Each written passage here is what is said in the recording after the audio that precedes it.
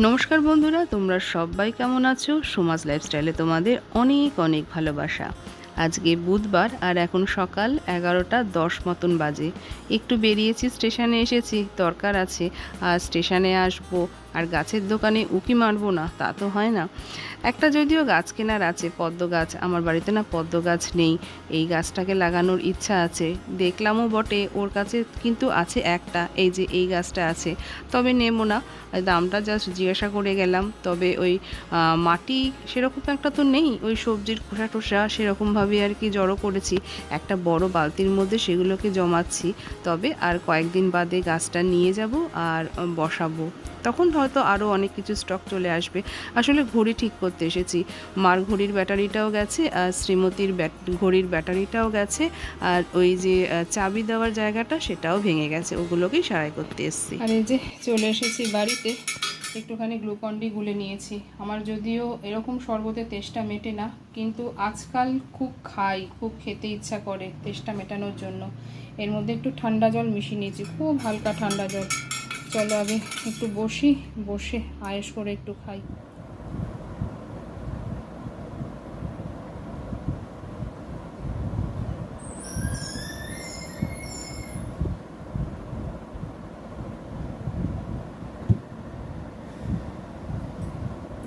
এই গ্লাসটা আমার কর্তামশায়ের গ্লাসটা কিন্তু অনেকটা বড়, মানে এক গ্লাসটা খেয়েও মনে হলো না তেষ্টা মিটলো, আরও এক গ্লাস যেন মনে হয় খেলে ভালো হয়। মাথাটা স্নান করে গেছি, চুলটা এমনি ভেজা, ঘামে ভেজা, সমস্ত কিছু ভেজা। আর আমি যেহেতু ঠান্ডা জল খেতে পারি না, ফ্রিজের জল খেতে পারি না, তাই গরমকালে কিন্তু আমি আমার বোতলের মধ্যে এরকম একটা ভেজা কাপড় জড়িয়ে রাখি। এটা যখন খাই না, মানে দুপুরবেলা বা বিকেলবেলা যখন খাই, কি ঠান্ডা থাকে, ফ্রিজের জল ফেল করে যাবে এরকম ঠান্ডা। আর জলটা খেয়ে খুব আরাম লাগে। আর এখন তো এমনি নর্মাল যদি বোতলের জল খাই, জলটা খুব বড় মাগুনের মতন থাকবে। আর সকালে এই বিস্কুটের ডাব্বাটা ধুয়েছি, শুকায়নি এখনও। ভেবেছিলাম এখন বিস্কুটটা ভরবো, এই যে ভরবো ভেবেছিলাম, কিন্তু এখন আর ভরতে পারবো না। আর একটু শুকাক এটা, তারপরে আমি নিজে একটু রেস্ট নিয়ে নিই ফ্যানের তলায় বসে। প্রচণ্ড গরম বাইরে, বাপরে বাপ। তোমরা যারা প্রয়োজনে বেরাবে এই গরমে খুব সাবধানে। আমি তো যেহেতু সানগ্লাস ইউজ করি না, যেহেতু ওই অভ্যাসই নেই, এই যে বেরালাম সানগ্লাস ছাড়াই কিন্তু বেরিয়েছি, ছাতাটা নিয়ে বেরিয়েছি। আর এটা মনে হচ্ছে কালো, তো এটা কালোই। অনেকে ভাববে গরমে রোদের মধ্যে কালো ড্রেস পরে বেরিয়েছে, কিন্তু কাপড়টা এতটা নরম, এতটা সফট, পরে ভীষণ ভীষণ ভীষণ আরাম, ভীষণ আরাম। এই কুর্তিটা পরে আমি ভীষণ আরাম পাই। এই তেষ্টা বললাম না, শরবতে আমার তেষ্টা ঠিক মেটে না। শরবতে যতক্ষণ না আমি এমনি প্লেন জল খাচ্ছি, আমার তেষ্টা মেটে না।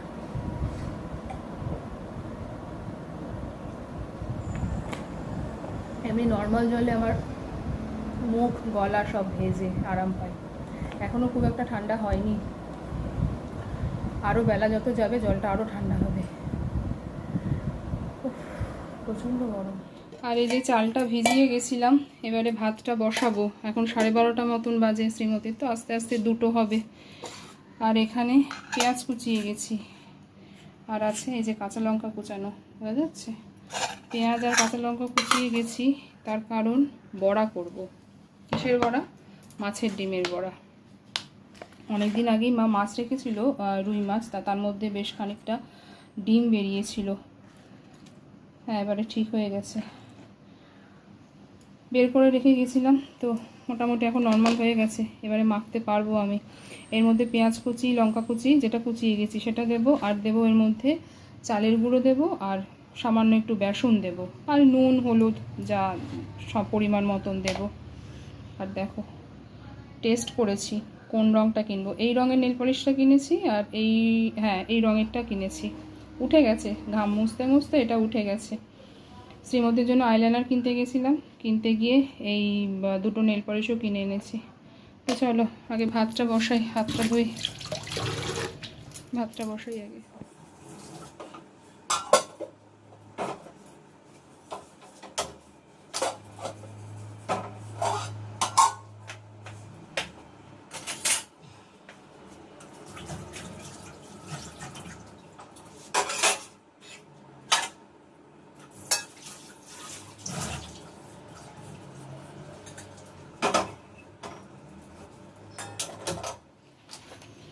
এই ডিমগুলোকে না এই বাটিটায় তুলি, নাহলে মাখতে পারবো না।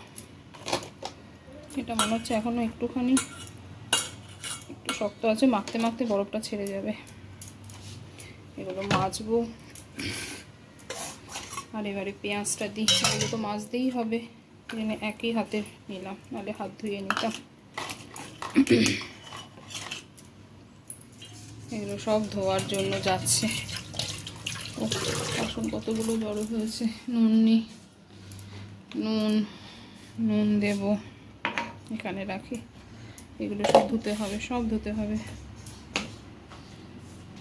চালের গুঁড়ো, এটা হলো চালের গুঁড়ো। দেখি চালের গুঁড়োটা দিই। জানি না, এক হাতে মোবাইল আর আরেক হাতে ঢালছি, কম বেশি কী পড়ছে কে জানে, পরে দেখতে হবে। এটা এক হাতে দেওয়া যাবে না, মোবাইলটা রাখি আগে। হলুদ, আন্দাজ মতো নুন আর কিছুটা বেসন। এবার আগে মেখে নিই, তারপরে বাকিটা দেব। বাকি যা লাগবে দেব, যা লাগবে মানে হয়তো চালের গুঁড়ো বা বেসন এগুলোই আর কি দেব। তো চলো আর ভালোবাসা দিয়ে মাখি। যত ভালোবাসা দিয়ে মাখবে তত সুন্দর হবে খেতে। চলো আগে ভালোবাসা দিয়ে ভালো করে মেখে নিই। আর একটু বেসন লাগবে।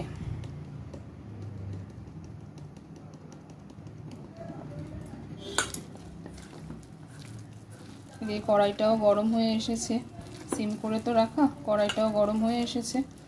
এবারে সর্ষের তেল দেব আর ছোট ছোট করে ভাজবো।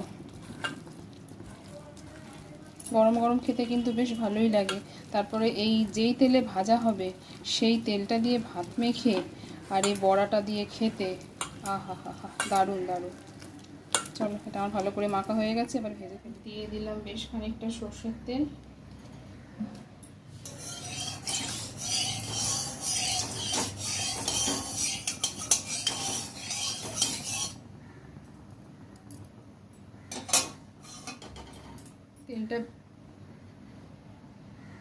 তেলটা বেশ গরম হয়ে গেছে, গ্যাসটাকে সিম করে দিয়েছি।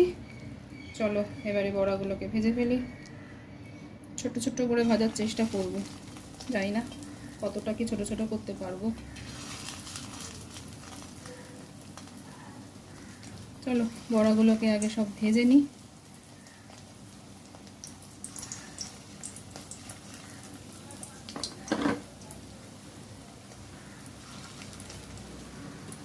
আরও কটা না কাঁচা লঙ্কা দিলে ভালো হতো, মনে হয় না কাঁচা লঙ্কাগুলো খুব একটা ঝাল, খুব একটা বেশি বাড়াবো না, তাহলে ভেতরটা কাঁচা কাঁচা থেকে যাবে। এরকম মাঝারি ফ্লেমেই থাকুক। আরও দুটো যাবে, আর একটু ছোটো করলে ভালো হতো। ওই যে বললাম না কত দূর ছোটো ছোটো করতে পারবো সন্দেহ আছে, আর একটু ছোটো ছোটো করলে ভালো হতো।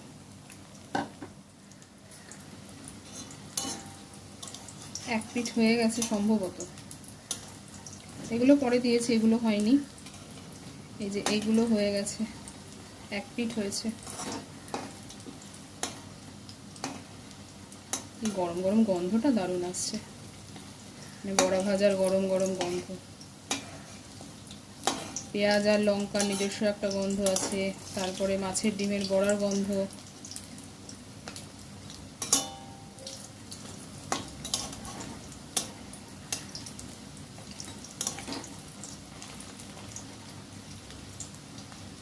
এই বড়া আর তেলটা দিয়ে ভাত মেখেই খাওয়া হয়ে যাবে। ডাল আছে, ডাল বের করেছি, ডালটা তো খেতেই হবে,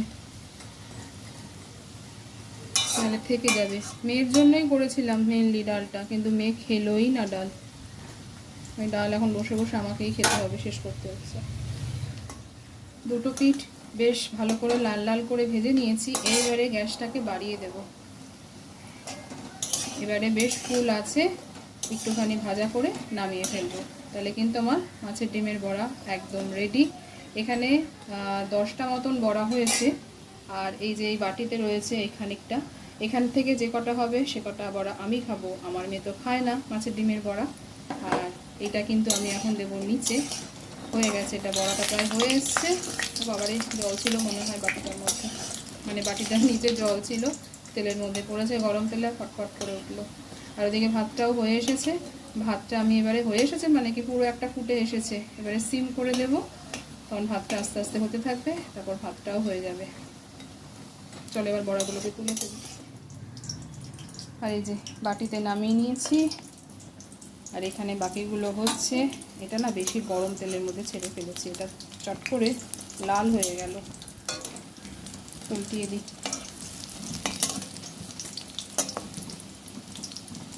এটাকে উল্টিয়ে দিই, আগে সব কটাকেই উল্টিয়ে দিই। বেশি গরম তেলের মধ্যে পড়ে গেছে না, ধুপ ধুপ করে লাল হয়ে গেছে, তাড়াতাড়ি করে। আর এই যে গ্যাসটাকে সিম করে দিয়েছি, টকবক করে ফুটছে, ফুটুক। চলো এটাকে আগে দিয়ে আসি নিচে, মার দিদি খাওয়ার খেতে বসে পড়বে একটু পরে। আর এই দিকের বড়াগুলো হয়ে গেছে, মানে পরের দিকে যে বড়াগুলো বসিয়েছি, কটা হয়েছে দেখি তো, গুনিনি, 1 2 3 4 5 6 7 8, আরে বাস এখানেও 8টা হয়েছে। এই বড়াগুলো গরম গরম খেতেও যেমন ভালো লাগে, বা এই বড়াগুলো দিয়েও যদি আমি আলু দিয়ে পেঁয়াজ রসুন দিয়ে একটা হালকা গ্রেভি মতন একটা ঝোল বলো বা তরকারি বলো, যাই হোক, সেটাও একটা পদ হয়ে যায়, মানে রেসিপি হয়ে যায়। কারণ আমরা কত স্টাইলে বলি না রেসিপি, কিন্তু নর্মাল কিন্তু আমাদের সবসময় কথ্য ভাষাই হয় পদ। আজ কয় পদ রান্না, এটাই কিন্তু আমরা বলে থাকি নর্মালি। চলো হয়ে গেছে, এবার এগুলোকে তুলি। হোয়ার ইজ বাটি, এই যে বাটি। হাতটা একটু হবে, এবার এই বাসনগুলো মাজতে হবে ভাবলেই তো আমার গায়ে জ্বর আসছে। চলো এখানে একটা সাজন গোজনের জন্য একটা, আবার দেখো তো কি সুন্দর একটা ডেকোরেশন করে নিয়েছি, দেখো, আহা আহা।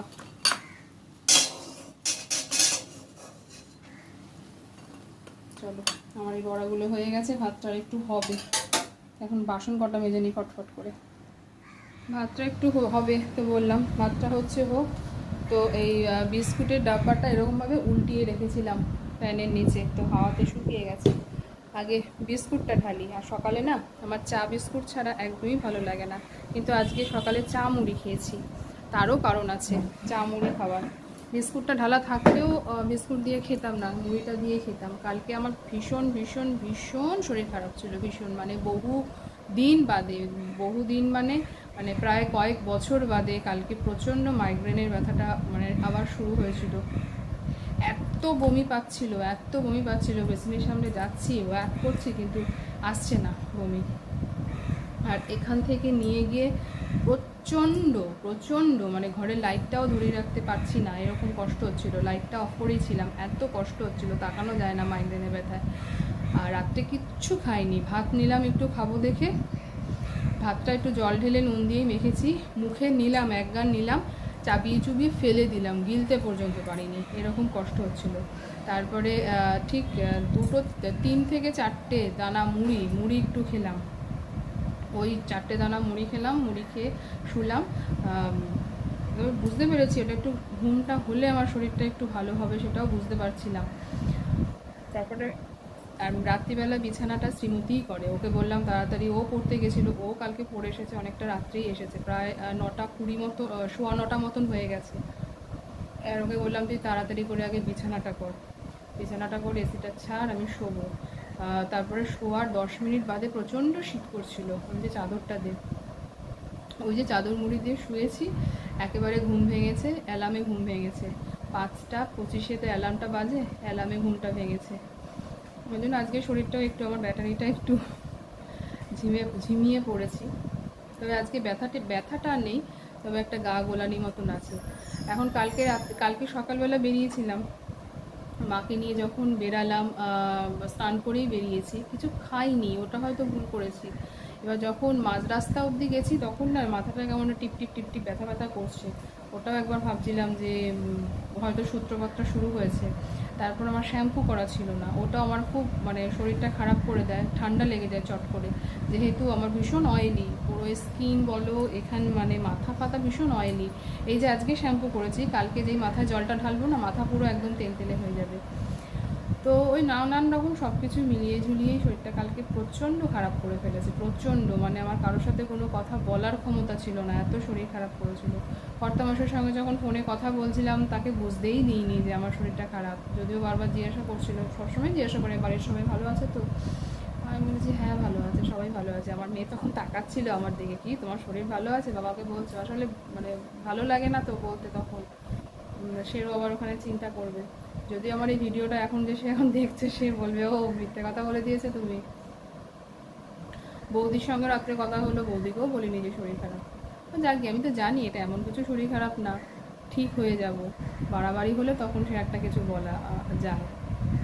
এই ছোটোখাটো শরীর খারাপের জন্য বলাটা ফালতু, টেনশন দিয়ে লাভ নেই মানুষকে। তো যাক গিয়ে আজকে অনেকটাই ভালো আছি বলেই বেরাতে পারলাম। আর আমার না সত্যি কথা বলতে গেলে কি, মানে ওই যা কাজ সারবো দিনের বেলা কাজগুলো সেরে আমি ঘরে বসে থাকবো, আমার বিকালে এতটুকু বেরাতে একটুও ইচ্ছা করে না, মানে এতটুকু ইচ্ছা করে না বিকেলবেলা বেরাতে। এমনকি বিকেলবেলা যে চাটা খাই, বিশ্বাস করবে না তোমরা, চাটা খেয়েও চায়ের কাপটা আমার মাজতে তখন ইচ্ছা করে না। সেই মাঝে গিয়ে 9টা এরকম যখন রুটি করতে ঢুকি রান্নাঘরে বা খাবার গরম করতে ঢুকি, তখন গিয়ে হয়তো চায়ের বাসনগুলো তখন মাজি।